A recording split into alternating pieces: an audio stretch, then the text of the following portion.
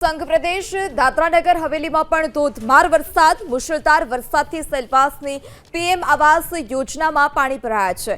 આવાસ યોજનામાં ગોઠણસામાં પાણી ભરાતા લોકો હેરાન પરેશાન। સેલવાસ તથા આસપાસના વિસ્તારમાં પણ વરસાદી પાણી ભરાયા છે તો ગોઠણસામાં પાણી ભરાતા લોકો જે છે તે હાલાકી ભોગવી રહ્યા છે।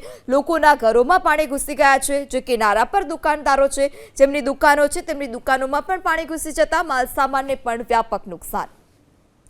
વધુ માહિતી સાથે સંવાદદાતા બ્રિજેશ ફોન લાઈનથી જોડાયા છે। જે બ્રિજેશ, હાલ અત્યારે કેવો વરસાદી માહોલ છે અને કયા કયા વિસ્તારમાં આ પ્રકારે પાણી ભરાયા છે?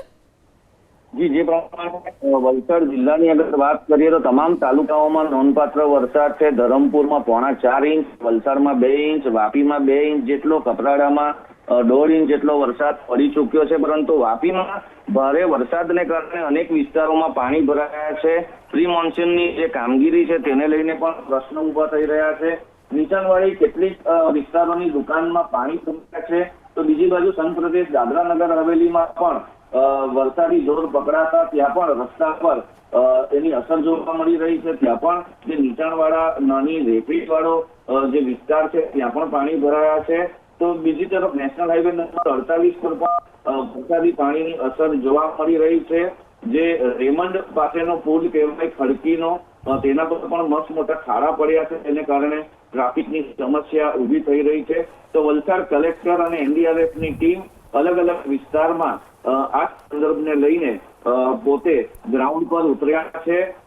જે આરએનબીના અધિકારી છે તેઓ પણ આખી ટીમ સાથે રસ્તા પર ઉતર્યા છે અને જ્યાં જરૂર પડે ત્યાં જે કામગીરી કરવાની હોય તેને હાથ ધરવામાં આવી રહી છે। અત્યારે તંત્ર પણ એલર્ટ મોડમાં છે। જે પ્રમાણે મધુબન ડેમની વાત કરીએ તો મધુબન ડેમમાંથી જે પ્રમાણે 50,000 ક્યુસેક પાણીની આવક થઈ હતી અને પાણી છોડવાને લઈને એલર્ટ કરવા માટે પણ જાહેરાત કરવામાં આવી હતી નીચાણવાળા વિસ્તારોને। પરંતુ ઉપરવાસમાં વરસાદનું દબાણ ઘટતાની સાથે જે પ્રમાણે વલસાડ કલેક્ટરે માહિતી આપી છે હાલ થોડું ઓછું પાણી છોડવામાં આવશે તેવું જણાવાયું છે। જી બ્રિજેશ, સમગ્ર માહિતી બદલ આભાર।